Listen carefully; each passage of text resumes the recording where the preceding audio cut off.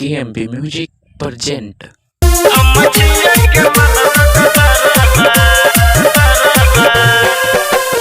Singing by Sanjit Sahni.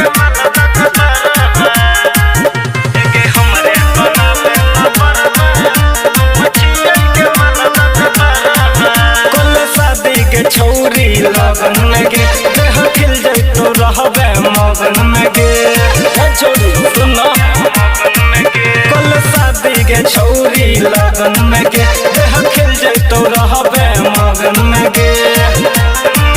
ओए कनिया बन के हमरे घर गे हमरे बना ले न बरबा हम छिए गे मलद कतरबा गे हमरे बना ले न बरबा हम छिए गे मलद कतरबा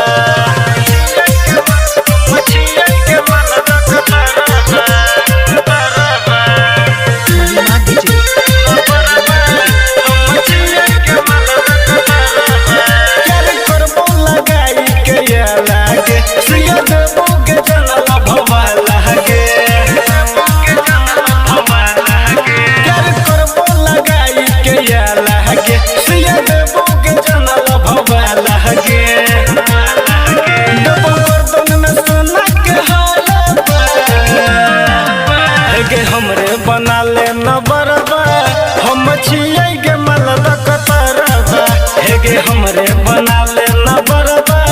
हम छिए गे मलद कतरबा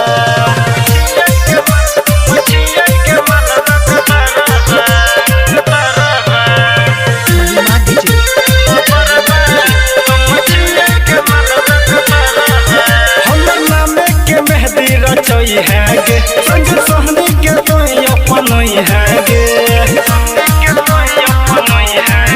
हमर नामे के मेहंदी रचोई है गे संग सोहनी के तोई अपनोई है गे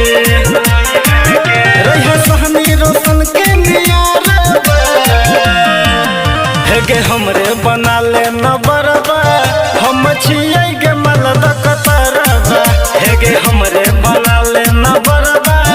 हम छिए गे मलद कतरबा कल शादी के छौरी लगन में गे देह खिल जाए तो रहबे मगन में गे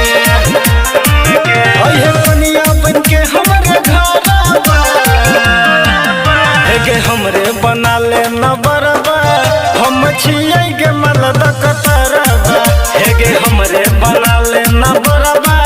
हम छिए गे मलद कतरबा।